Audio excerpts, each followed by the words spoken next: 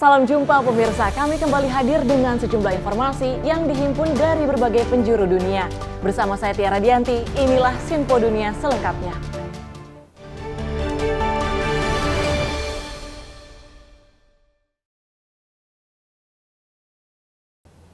Sinpo Dunia kami awali dengan informasi di mana calon presiden dari Partai Republik Donald Trump dan calon presiden dari Partai Demokrat yaitu Wakil Presiden Kamala Harris ini saling serang untuk menarik perhatian pemilih yang belum memutuskan pilihan di negara-negara bagian penentu. Persaingan ini diperkirakan akan terus memanas dengan pemilu Amerika Serikat yang semakin dekat. Dengan pemilihan umum AS kurang dari 100 hari lagi, calon presiden dari Partai Republik Donald Trump meningkatkan serangannya terhadap calon presiden dari Partai Demokrat, Wakil Presiden Kamala Harris saat kampanye di St. Cloud, Minnesota. A new fighter. We have a new victim now, Kamala. We have a new victim. We have a brand new victim. And honestly, she's a radical left lunatic. Harris membalas Trump saat berkampanye di Pittsfield, Massachusetts. And you may have noticed Donald Trump has been resorting to some wild lies about my record, and some of what he and his running mate are saying, well, it's just plain weird. Tim kampanye Harris mengatakan mantan jaksa penuntut tersebut telah mengumpulkan 200 juta dolar AS sekitar 3,2 triliun rupiah sejak mendapat dukungan Presiden Joe Biden. 66% berasal dari donatur yang baru pertama kali menyumbang. Gubernur New Hampshire Chris Sununu, seorang tokoh Partai Republik, memperkirakan masa bulan madu Harris akan mereda dalam kurun 30 hari. Ia menyarankan pasangan Trump J.D. Vance untuk tetap berpegang pada kebijakan daripada menggunakan serangan personal. Stick to what's driving anxiety.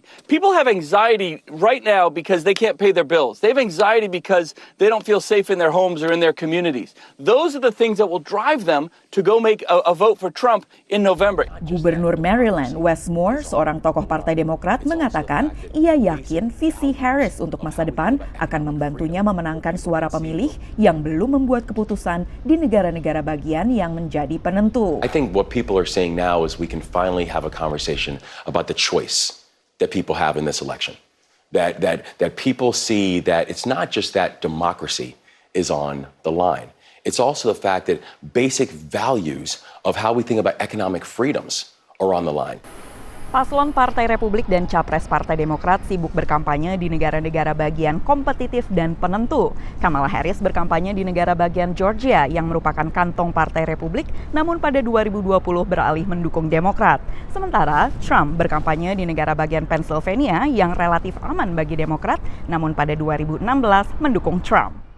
Bila Trump juga membagi kampanyenya dengan cawapresnya, Senator J.D. Vance, Harris belum mengumumkan cawapresnya, yang menurut analis mestinya jadi pendamping yang bisa saling melengkapi. Geographically is often the way it's done. She's from the West Coast, so let's choose someone from the Midwest who can bring votes that she might not otherwise get. Trump balanced the ticket with someone who was much younger than he was. Pilihan cawapres Harris kemungkinan besar telah diumumkan sebelum konvensi nasional Partai Demokrat di Chicago mulai 19 Agustus. Dari Washington DC, Valdia Baraputri dan tim VOA. Informasi selanjutnya, beragam indikator ekonomi mengisyaratkan Bank Sentral Amerika Serikat atau Federal Reserve ini bakal mulai menurunkan suku bunga acuan ini mulai September setelah menaikkannya sejak 2022 untuk meredam laju inflasi. Hal ini berdasarkan data resmi pemerintah Amerika Serikat maupun laporan keuangan terkini dunia usaha.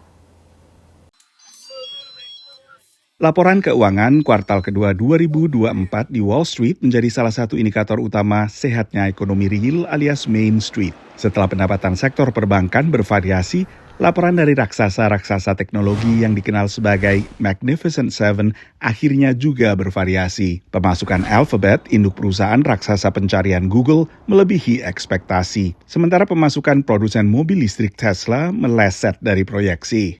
Coming into this earnings season, the Magnificent Seven stocks really were up against almost an impossible expectation of beating perfection.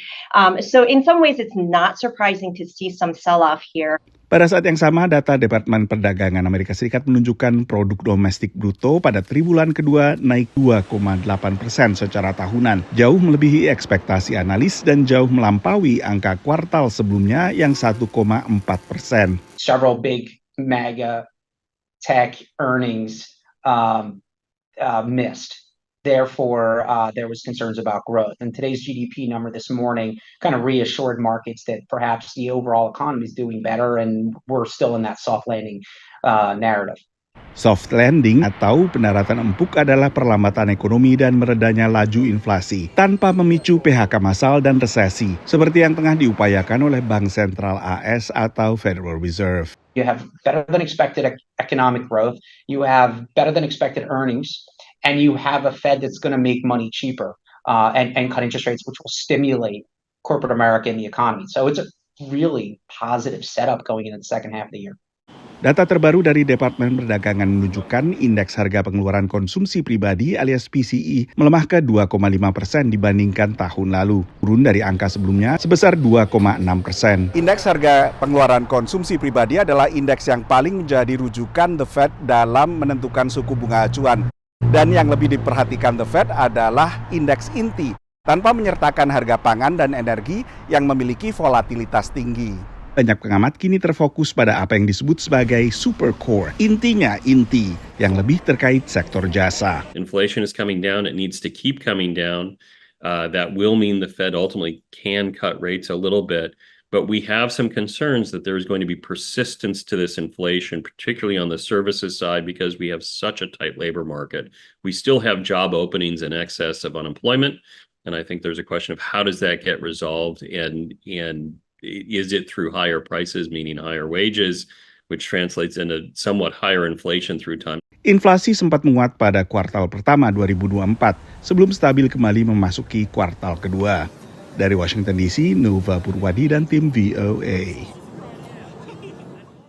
Ledakan yang paling mematikan ke Israel sejak 7 Oktober tahun lalu ini menewaskan sedikitnya 12 anak-anak dan remaja setelah sebuah roket mendarat di sebuah lapangan sepak bola di dataran tinggi Golan yang dikuasai Israel. Serangan ini menguatkan kembali kekhawatiran meluasnya konflik secara regional.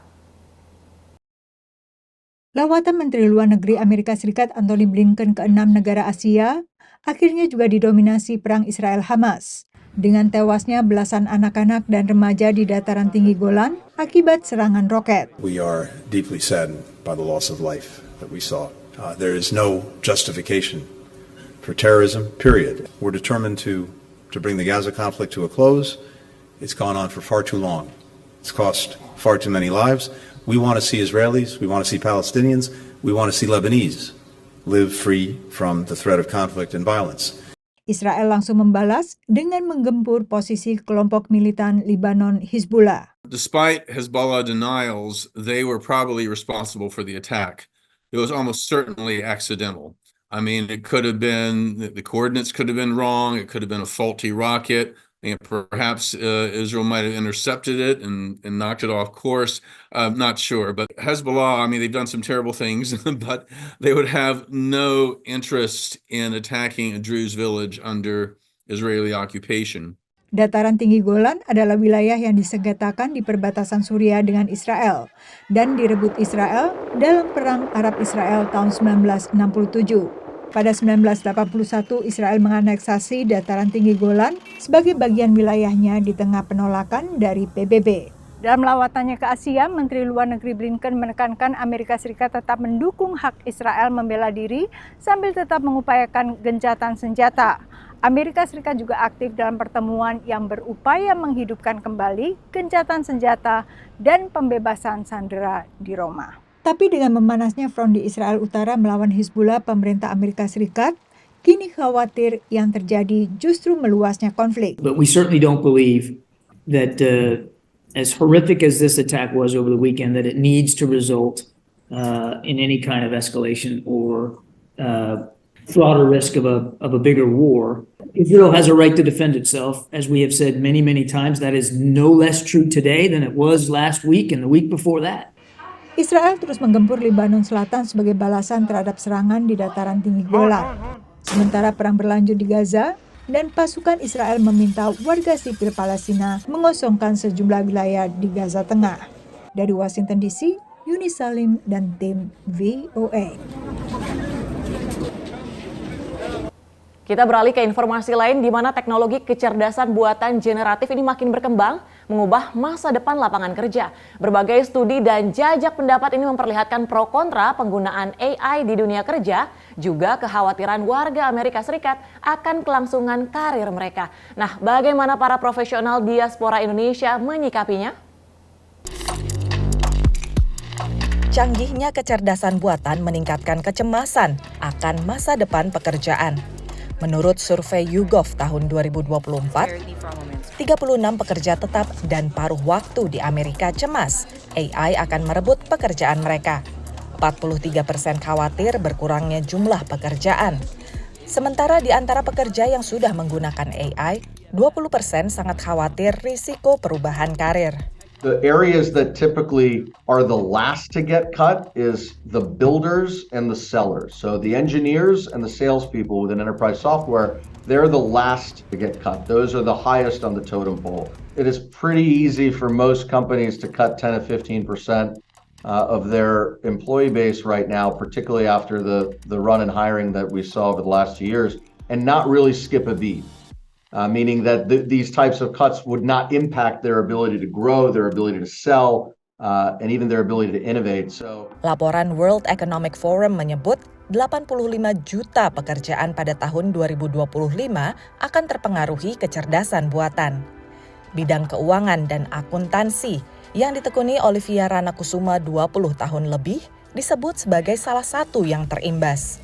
Setelah perusahaannya melakukan otomasi, ini pengalamannya. Setelah implementasi bot itu selesai, dengan sangat berat hati, saya itu harus menyampaikan ke dua staf saya bahwa pekerjaan mereka itu sudah nggak ada lagi karena sudah digantikan oleh bot. Ya, itu amat sangat berat. Tapi alhamdulillah perusahaan kita bisa memberikan mereka kesempatan untuk mencari pekerjaan lain. Ya, jadi mereka dapat kerjaan lain di branch. Ya, tapi on the other flip side, kebaikannya adalah orang-orang yang punya keinginan, kemampuan dan minat untuk retooling themselves, karena kan mereka tahu ya pekerjaan yang rutin-rutin itu akan digantikan cepat atau lambat. Terutama yang entry level gitu ya. Terutama yang entry level seperti data entry, journal entry, invoices. Jadi mereka pada saat kita implement bot itu, kan mereka ikut projectnya, mereka belajar.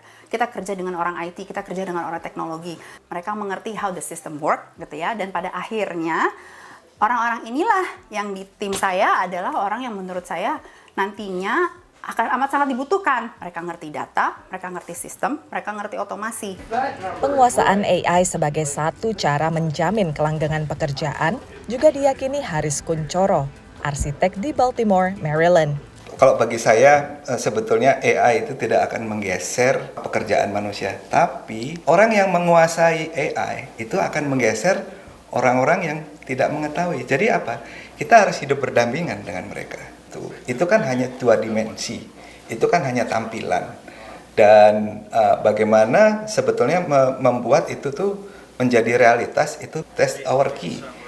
Membuat pengalaman orang supaya bisa menikmati apa yang sudah dihasilkan dari AI itu test our part. Di luar kecemasan akan AI, sebagai pendatang, diaspora Indonesia sudah menghadapi banyak tantangan dalam berkompetisi dan berkarir di Amerika.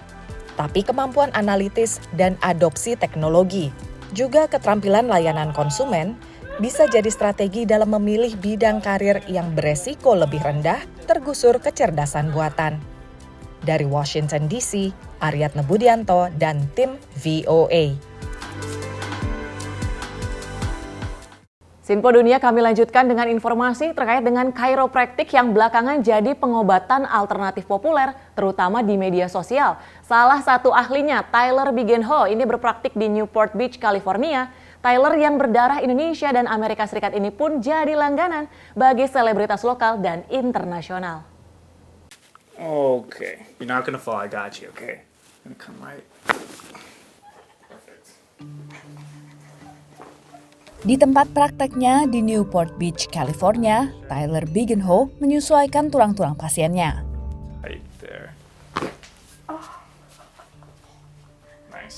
Tyler buka praktik sejak lulus pendidikan chiropractic di Southern California University sekitar tahun 2019 lalu.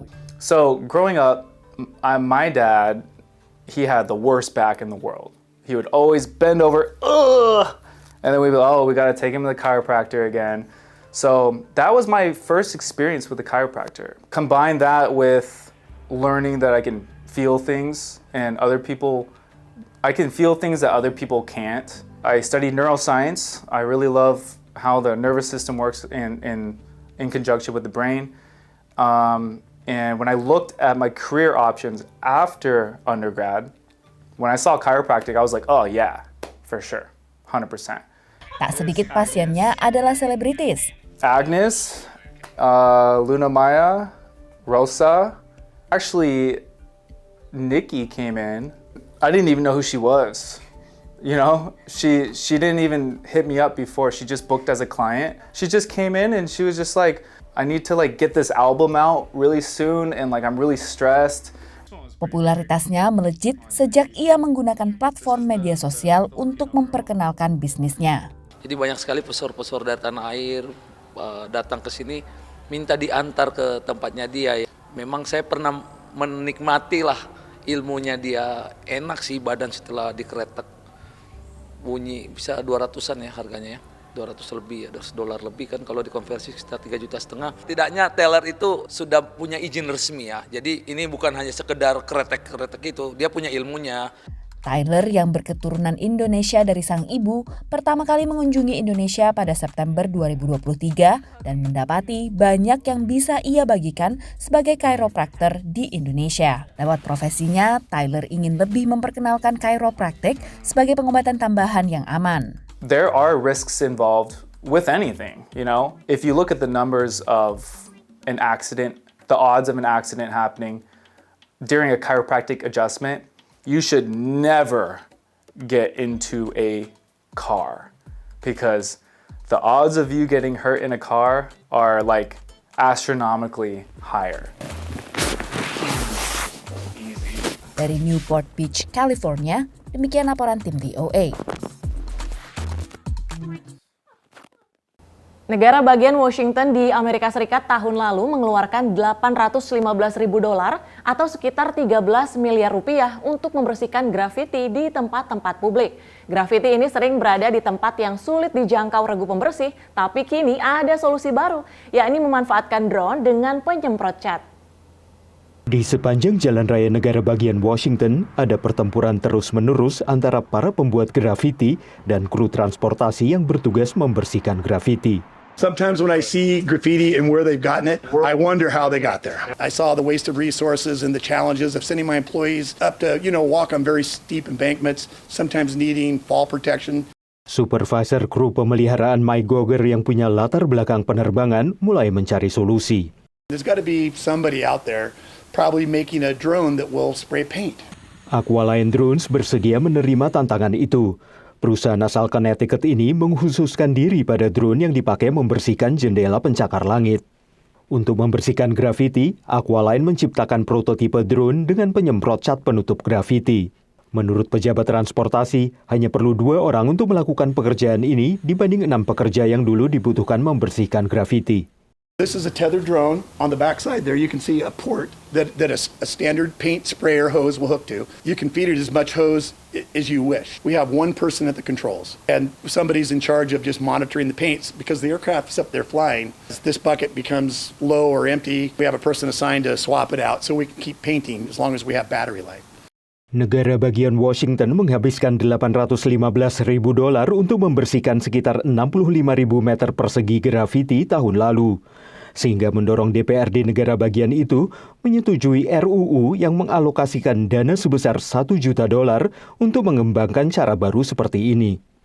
We'll never stop graffiti. It goes way, way, way back, thousands of years. But I think this bill will allow us at least to get in front of it, clean it up. Mengerahkan drone lebih cepat dan murah dan dapat mengecat permukaan yang luas. Tim drone Departemen Transportasi Washington ini akan mengajukan laporan tentang inisiatif ini pada akhir tahun. Menurut Mike, meski penghematan biaya merupakan bonus, pencapaian sesungguhnya adalah membuat pekerjaan para kru pembersih ini menjadi lebih aman. Dari Arlington, Virginia, saya Helmi Yohanes dan tim VOA. Sebagian Amerika Serikat kembali dilanda gelombang panas meski tak se-ekstrim sebelumnya. Banyak warga biasanya menghindari panas, tapi di sebuah destinasi wisata gurun, pengunjung justru mencari panas dan menguji ketahanan tubuh.